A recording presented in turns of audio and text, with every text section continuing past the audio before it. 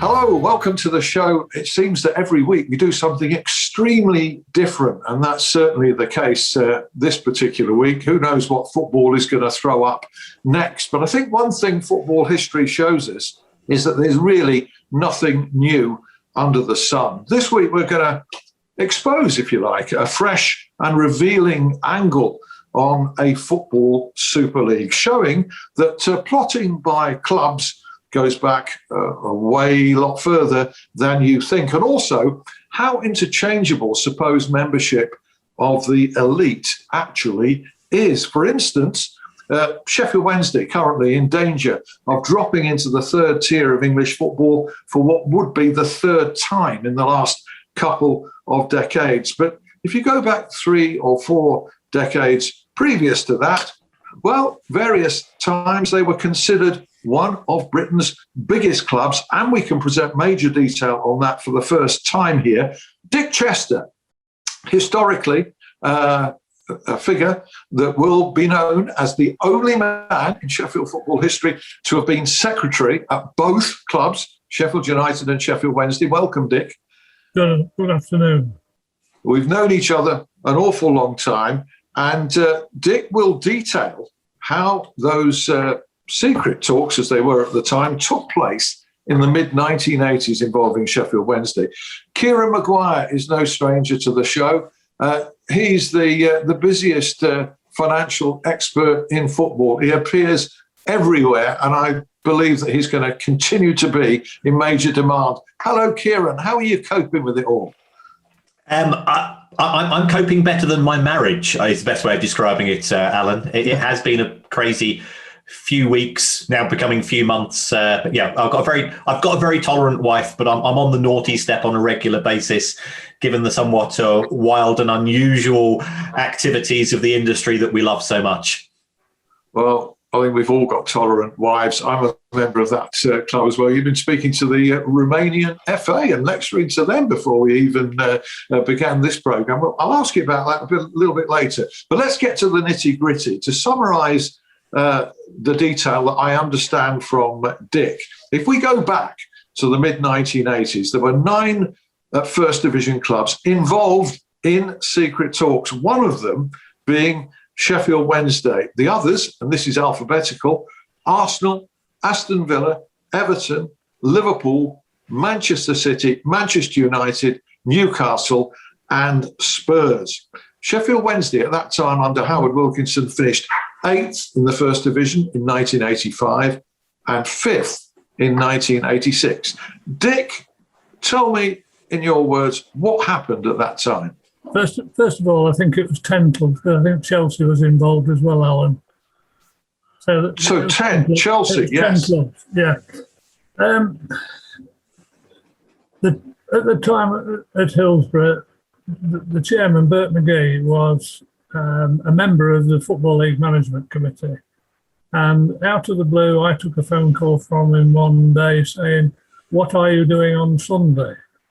I need you to go to a confidential meeting with me." At that particular time, Alan, I thought it might be something to do with issues to do with the management committee, because he did used to ask me to look through some of the papers that he had and give him some advice on the issues. Anyway, I picked him up, didn't know where I was going, other than the fact, as we set off, he said, "We're going to Villa Park." No idea, didn't disclose anything whatsoever in the car. We got to Villa Park, and when I arrived there, there was 1 or 2 other secretaries that I recognised, and we went into the meeting, and there was 10 clubs present. The meeting opened, and clearly at that particular time there'd been discussions amongst the chairman involved to look at the prospect of forming what was going to be an elite league, ultimately to be known at that particular time as the Super League. You could say in actual fact the meetings was of a clandestine nature, because nobody was given any authority to say anything. And I would think, I'm just guessing now, Alan, but I would imagine there were 6 or 8 such meetings out of which the blueprint for the Super League was formed. At that time, there was no intentions whatsoever of the Super League pulling away from English football. It was mainly, if you like, a restructuring of the upper tier. And the 10 clubs at that particular time had allegedly got the right ground capacity, and the strength of the balance sheet was such that they could maintain the higher level of football which they wanted to develop. Okay. Can I bring Kieran in at that point and ask him if anything he's heard there surprises him? It's nothing surprises me in football, but certainly I've not heard that before from Dick. So it is quite amazing, really. You know, before the Premier League, there was another Premier League by the sounds of it. It's good to hear that they weren't trying to jump ship and cut the rest of football adrift. But even so, it's quite revelatory. Were there not discussions about removing relegation, though, Dick? Wasn't that mooted? No, basically, initially, I don't think there would have been any relegation. The idea was to, similar to what happens at the present time with Conference League clubs wanting to come into the lower levels of the Football League, any team qualifying out of the next division down to the Super League would need to show the ground capacity and a strong balance sheet. And that being the case, they would be admitted. At the same time, there was also conversations held with leading European clubs who had verbally expressed an interest in joining after year one, and thereby expanding the league, both with the introduction of the elite clubs from Europe, plus any club justifying the position from the lower levels. Well, there is the similarity, sorry to interrupt Dick, with what's been happening now, that there could have been a network of clubs across Europe. And patently, Kieran, going to you for a second, not anybody could join this club. No, it does sound like there's going to be some form of barrier. It's not as extreme as the proposals for the franchise league that we've seen in the last couple of weeks, in the sense that was invitation only. It looks like you'd be invited in initially, but then other clubs could join. So it is quite astounding stuff. Well, there were also some club representatives who were involved in these secret talks, Dick, who held senior positions on the Football League at the time. I'm going to come to Dick in a moment. I think his screen might have frozen. He's going to rejoin us. But that part of it, Kieran, is similar. And it does go back a long way. We're talking, how long ago are we talking there? We're talking 15 plus 21, 36 years ago that these clubs were getting together and talking in this way. It's nothing new. No, but power likes power, and it likes to keep control of that, and that's what we've certainly seen in recently as far as the large clubs are concerned. I guess perhaps we have a naive view of football going back, that there was this romantic notion of one club against another, and it was all a democracy. But there was being a push to concentrate wealth and power in the hands of fewer and fewer clubs. As soon as the decision that gate receipts couldn't be shared, that was the very first step. And since then, it's been an acceleration in terms of the bigger clubs. Every time there's a new TV deal or a new commercial deal arranged by the Premier League or UEFA, it's the same faces coming back and say, well, we don't just want a bigger pie, we want a bigger slice of that bigger pie, because we are the clubs that everybody is concerned about. We are the clubs that drive interest in the game, the likes of Real Madrid and Barcelona and Manchester United and Liverpool. So perhaps we shouldn't be focusing on saying, well, it's the American model that has caused this to take place. It's actually been self-interest going back 30 to 40 years. Yeah, just going back to the point I raised earlier, and glad to say Dick rejoins us now. Quite significantly, some of the club representatives who were party to these clandestine talks in the mid-1980s simultaneously held senior positions, didn't they, on the Football League? On the Football League and the FA, in either as life members, presidents, or management committee representatives, yes. Well, there were several meetings taking place at Villa Park, and then finally, the intention, I think, was for it to culminate in mass resignations from the Football League on behalf of the clubs at the AGM in London. What actually happened? Well, what had transpired before then, despite the fact that it was supposedly very confidential, the then Secretary of the Football League had picked up the whisper, and he was very vehemently opposed to any restructuring of the Football League for fear of it diminishing its overall quality. And at the, I don't know if it's 1985 or 1986, the annual general meeting of the Football League in London, there was a meeting on the Friday, then a meeting on the Saturday morning, breakfast meeting with just purely with the chairman, and they all went into the meeting, everybody expecting resignations, and the meeting went by with no resignations and a status quo situation.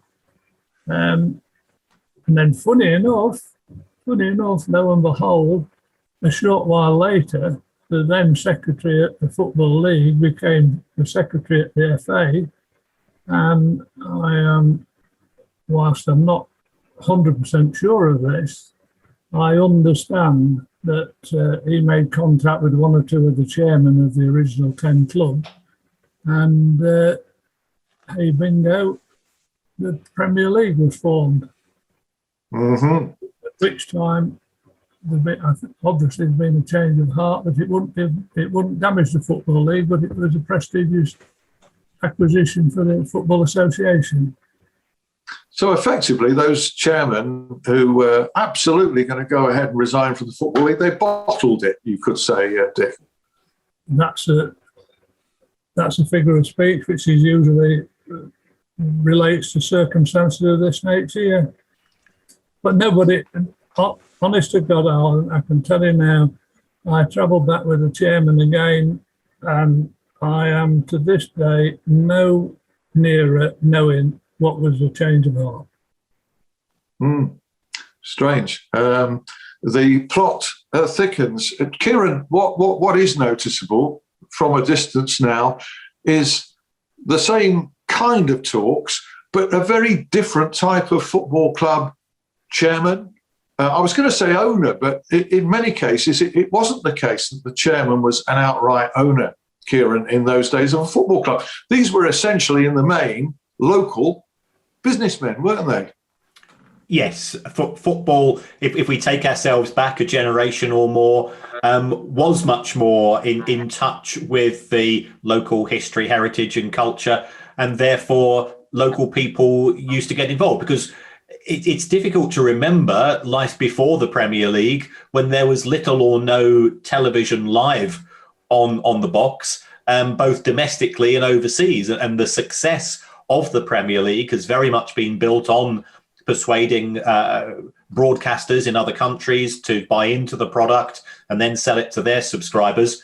And that's made it appealing from a global perspective. So that's why we have so much diversity in terms of the ownership mix today. Clearly, there's lots of American owners who are looking at bottom line. We've got the oligarchs, we've got the sovereign wealth funds, as well as sort of random owners who seem to think that it's a trophy asset to own a football club, and they seek the glamour and the glitz of the Premier League, and therefore they buy clubs in the Championship and below.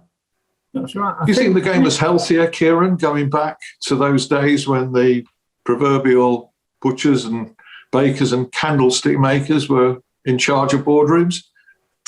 Not necessarily so. There was still things of a clandestine nature taking place. The clubs were often reliant upon those owners. There was an element of grace and favour as well. So clubs were precarious. I mean, I was asked to investigate a pretty senior club from a financial point of view many years ago, which was sort of just around about the start of the Premier League era, and its finances at the time were poor. I guess we felt as fans there was more of a local connection, and if we were unhappy, we could make the owners or the chairman know it because he tended to live locally, which clearly we can't do today. I think the thing is, Alan, you've only just cast your mind back and look at the two Sheffield clubs in the period of time that I spent in Sheffield. At that particular time, you got Sheffield United with their money invested. It's a good job it was, otherwise I think it might have gone into receivership. And you've got a chairman there owning pretty much 80% of the shareholding. And then you've got a team across the city in Sheffield North, and the chairman there who ran a very tight ship and a very strong management structure. He's got a handful of shares. I think if my memory serves me correct, he got probably 10 or less shares. But I tell you what, he rolled it just as well as the person that had got 80%. Yeah, the nature and chemistry of football clubs and their makeup has completely changed. And we lack an empathy now for the fans. The foreign owners lack an empathy for the fans. But Kieran, it would seem that as far back as the mid-1980s, that same criticism could possibly have been levelled. I'll bring Dick in a minute, but your view on that, both of you? Yes, I think it's evident of self-interest above what I think we romantically like to think that the owners and chairmen of clubs going back many years were actually interested in the benefit and the wealth and the welfare of the whole football pyramid. But if we're honest, they probably just looked after themselves first and foremost. And if that benefited other clubs as well, that was a secondary benefit. And as fans, I think we're probably equally as guilty. It is all about my club first and second and third. And yeah, I don't want to see any other club suffer and to go out of business. But as fans, we've got short memories as well, because if the chairman is a person that actually puts the whole football pyramid first, we'd probably be straight onto his back, moaning about him not spending enough money on transfers. And in Sheffield Wednesday's case back in the day, Dick, I'd imagine that there was a fear of missing out. I think it was. I think in fairness to the chairman, he was very much had split views. He didn't want to miss out, but neither did he want to lose the identity and the goodwill of the fellow members of the league and also the supporters. It wasn't a particularly easy situation, but ultimately it was designed to attract, as Kieran just mentioned, the better share of the money that was then coming in. Who were the prime movers then in the mid-1980s? Which were the clubs that you felt particularly instigated that? I think you'd probably find it probably made up of probably four of the current six that have been heavily involved in the current Super League. That part hasn't changed. So I'm guessing they're Liverpool, Manchester United, Arsenal, Manchester City. Yeah. And what you had there as well, though, was Newcastle and Aston Villa, who wouldn't be considered in that bracket today. That's right. I mean, football fortunes change, don't they? And I think one of the things that I think is lacking at the moment, and you mentioned it earlier, is the foreign ownership. I think they don't have the feelings or the belief in the benefit of the club as part of the community. It is a means to hopefully make more money for themselves. And if push comes to a shove, that will come first. And unfortunately, I think that's what's happened quite a bit. And seriously, Alan, you've only got to look at the current Sheffield United situation, haven't you? Lost a manager, an extremely good manager. It would appear, and I'm only talking on what I've read in the papers, it would appear that the board and the chairman seem to think they know better about picking players than the manager. Lost the manager, you got relegated, and you lost the heart and soul of the club when Kevin McCabe left. There's been a lot of discussion and debate about that, and certainly being fairly close to the football club and observing it, my view, Dick, has been that whether you call it a resignation or a sacking or a parting of the ways or mutual consent in the case of Chris Wilder, the absolute bottom line is that Sheffield United have lost one of their greatest ever managers and the best man for the job. Nothing else really counts. Right. Kieran Maguire, you watched that situation with interest. I don't know, as a football fan, whether you had a view on it.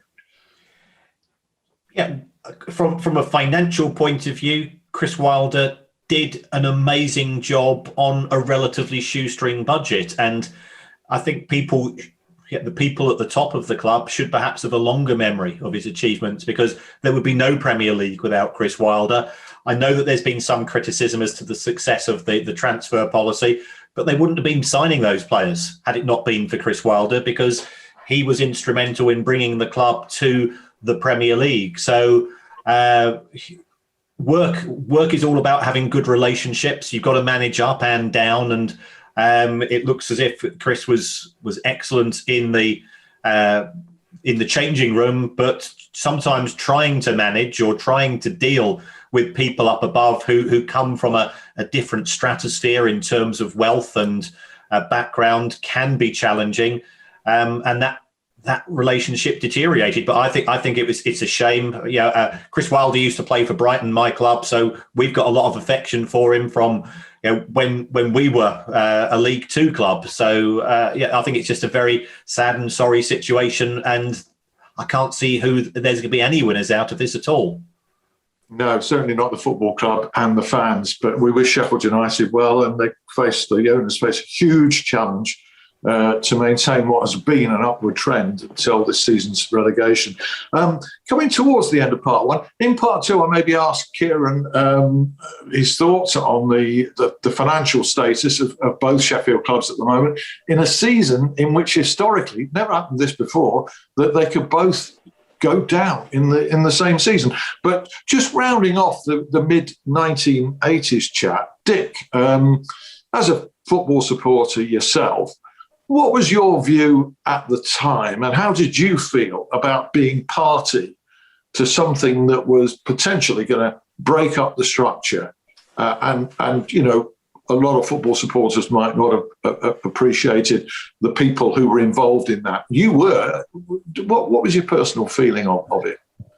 The personal feeling was one that why tamper with something which has stood the test of time?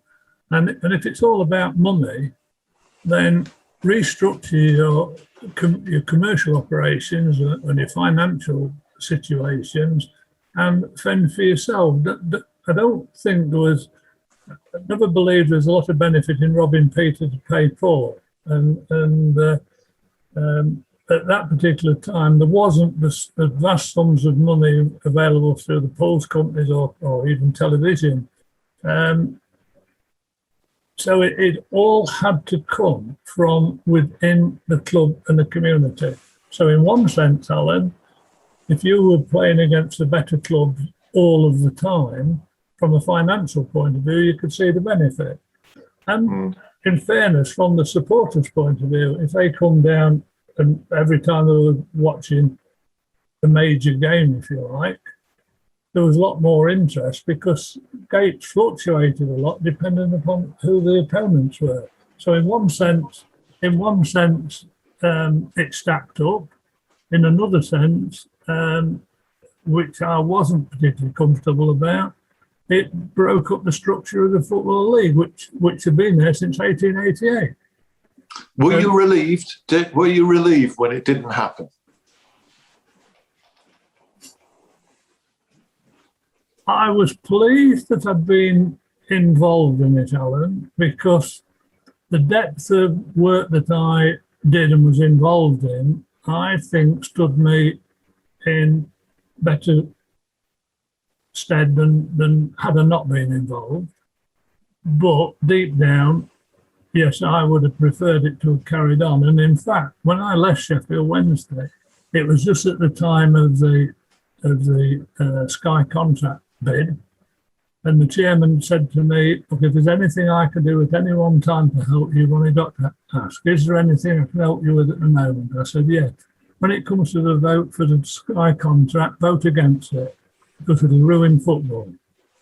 And he said, no, it won't ruin football. We better get the ground enhanced, new toilets, etc., etc. I said, Chairman, you know as well as I do, the biggest benefactors out of this will be the players.